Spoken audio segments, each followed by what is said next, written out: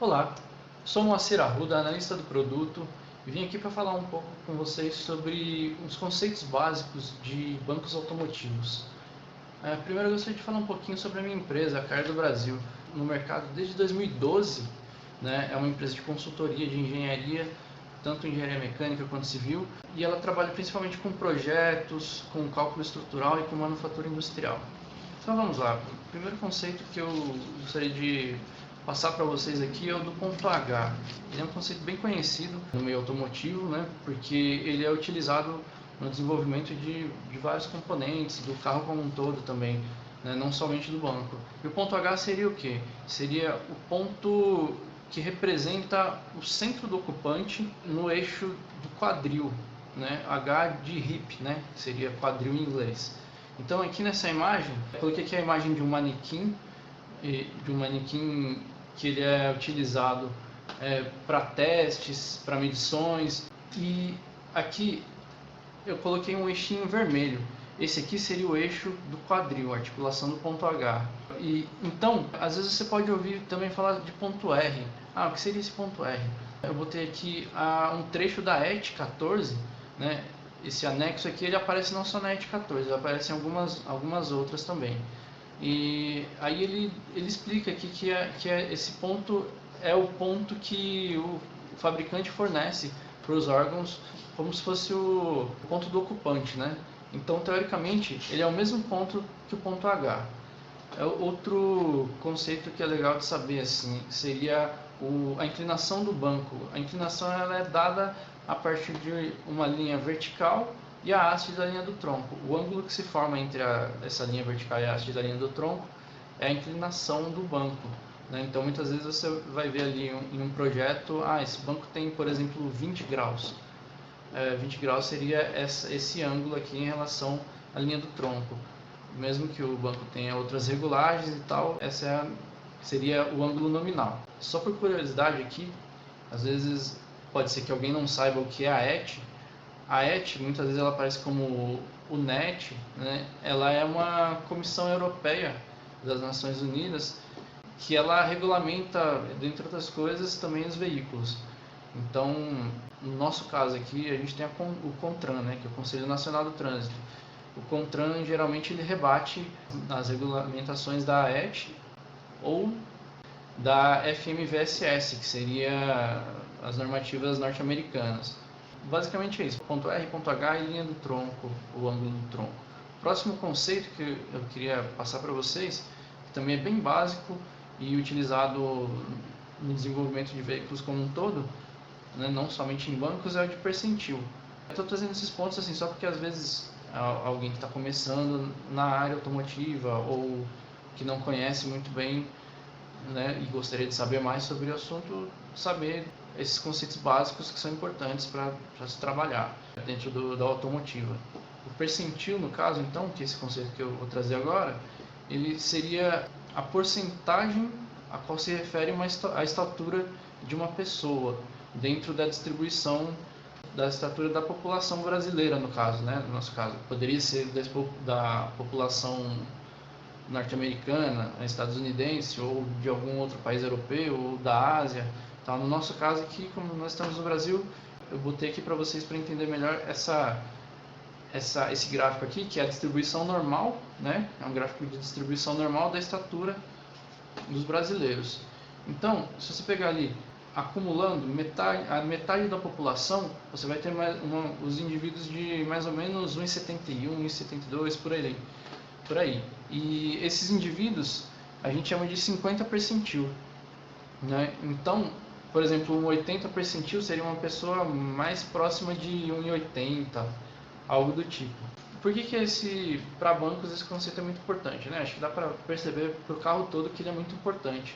Porque se eu desenvolver um banco, por exemplo, para um 100 percentil, né, seria uma pessoa de 2 metros e pouquinho. Uma pessoa de 1,5 m, que seria o 0 percentil ali, ela vai ter, ou menos, né, até, ela vai ter dificuldade de operar esse automóvel, né, se encaixar ali no banco, de alcançar o volante, os pedais. Então, geralmente as montadoras elas trabalham com os percentis assim, eu vou utilizar aqui um 80 percentil para desenvolver, para fazer tudo em relação ao banco do motorista, porque dessa forma eu consigo abranger pessoas mais altas e a maioria das pessoas mais baixas, né? Então esse 80% que eu falei é só uma hipótese, né? Isso varia. Então, por exemplo, para banco terceira fila, dificilmente você vai trabalhar com 70 percentil, às vezes pode ser que você trabalhe, mas às vezes você vai trabalhar com um percentil menor. O próximo conceito que eu queria trazer para vocês aqui é o de primeira, segunda, terceira fila e etc. O conceito de fila, né? Então aqui nessa imagem vocês estão vendo aqui, eu tenho o banco do motorista, o banco do passageiro, o banco de trás, né? E no caso de um carro de 7 lugares, os mais de trás, digamos assim, né? Então, para ficar mais fácil, para evitar confusão, para ser mais técnico, nós utilizamos assim, primeira fila, quando estamos falando de banco de passageiro e motorista, segunda fila e terceira fila para os bancos de trás, né, os bancos traseiros. E aí, para evitar mais confusões também, geralmente quando a gente está falando de um banco, nós estamos falando de um componente de um banco ou de um lado de um banco e tal, a gente não fala direito e esquerdo, a gente fala de lado interno ou lado externo, né? Aí aqui eu coloquei para vocês algumas nomenclaturas bem usuais e essa sigla aqui que é bem utilizada quando você vai, às vezes, se referir ao nome de um componente, definir alguma coisa assim. Esse é outro conceito legal. Aí agora eu vou passar para algumas configurações bem usuais, né? Assim, é bem intuitivo, né? Você pensar em banco manual ou banco elétrico. Acho que dificilmente alguém não vai saber, né, que o banco manual é aquele banco que você faz as regulagens com comandos manuais mesmo, mecânicos, e o banco elétrico é aquele que as suas regulagens são todas feitas através de motor elétrico, ou a maioria delas são feitas através de algum motor elétrico, que tem botões para atuar esses motores, né? E essas regulagens a gente chama de vias, né? Então geralmente a gente fala assim, quando eu tenho um banco de 4 vias, por exemplo, esse banco significa que esse banco tem duas regulagens, uma para frente e outra para trás, e as outras duas regulagens são do reclínio do encosto, né? Para frente e para trás, ou seja, total 4. Aí quando é um banco de 6 vias, geralmente essas outras duas vias são a regulagem de altura do banco, né, para cima e para baixo. Aí você pode ter uma infinidade de outras vias, né? No caso aqui, por exemplo, eu coloquei de exemplo, esse banco aqui de 8 vias, ele teria, além daquelas anteriores, ele teria um tilting. O tilting ele é inclinação do assento, né? Então o assento, alguns bancos têm essa regulagem de inclinação do assento. Essa inclinação do assento, ela pode ser feita tanto através de, aqui no banco, na estrutura, ele tem, geralmente quando tem regulagem de altura, ele tem duas bielas, né, que fazem esse jogo de altura. Então você pode ter elas com movimentação independente, não é muito comum, e você pode ter também uma peça metálica aqui, chamada cushion pan, que fica na estrutura do banco. Ela pode ter uma articulação e um motorzinho elétrico embaixo que faz ele subir ou descer, mudando a inclinação. Aí você tem outras, por exemplo, um banco de 12 vias aqui, nesse exemplo que eu coloquei, pode ser diferente disso, mas ele, no caso aqui, ele teria mais 4 vias, que seria uma regulagem de lombar, que é uma esteirinha que fica aqui atrás, que conforme você regula, você pode subir, descer, ir para frente ou para trás, e ela melhora, serve para melhorar seu conforto e tal, né? Mais veículos premium que tem esse tipo de configuração. Aí outra configuração interessante de conhecer é a fold flat, né? Nessa imagem que eu coloquei aqui para ilustrar, o que seria o fold flat? Seria quando você tem um banco que reclina e ele reclina até ficar horizontal ou praticamente horizontal. E com isso você tem a superfície de trás do encosto servindo como uma mesinha, né? Então, geralmente você tem um painel plástico aqui atrás do banco ou algum painel de um material um pouco mais resistente por baixo da capa aqui para servir de mesinha, né? Isso é muito utilizado às vezes em alguns veículos comerciais ou em alguns veículos premium também. Não é tão comum, mas é mas é bem possível topar com isso por aí. Então, agora falando de configuração de banco segunda, terceira fila, né, os bancos traseiros, tem algumas nomenclaturas legais de saber também. Por exemplo, um banco de segunda fila ou de terceira que a gente chama de fix. Seria um banco que tanto o encosto quanto o assento não tem nenhuma movimentação. Esses bancos são totalmente fixos, né? Aí, se eu pegar um fix and fold, geralmente ele é um banco que o assento é fixo e o encosto rebate. Ele rebate tanto para você ou acessar o vão de carga do porta-malas ou para você aumentar esse vão de carga. Mas geralmente você tem também esse modelo Fold and Tumble, que ele é um modelo que você rebate o encosto e depois rebate o assento junto com o encosto. Aí o encosto fica ali atrás do banco primeira fila, né? Geralmente ali no espaço do vão entre o banco primeira fila e o segundo. E isso faz com que você tenha um vão de carga maior, né? Às vezes você tem um assoalho plano aqui até lá atrás e é um vão de carga muito bom, né? Outra coisa que a gente pode ter também é o Fix and Tumble. Fix and Tumble, ele é um que o encosto geralmente é fixo e o assento rebate junto com o encosto, né? Geralmente você tem essa configuração aqui quando você precisa ter uma passagem para a terceira fila, né? E o banco segunda fila rebate assim para você liberar espaço, ou então você precisa ter acesso ali embaixo por algum motivo, né? Você tem esse tipo de configuração. A gente pode falar também aqui sobre configuração de encosto de banco segunda e terceira fila, novamente, né? Você pode ter um banco que ele é inteiro. Quando o banco ele é inteiro, a gente chama ele o encosto é inteiro, né? A gente chama ele de 100%.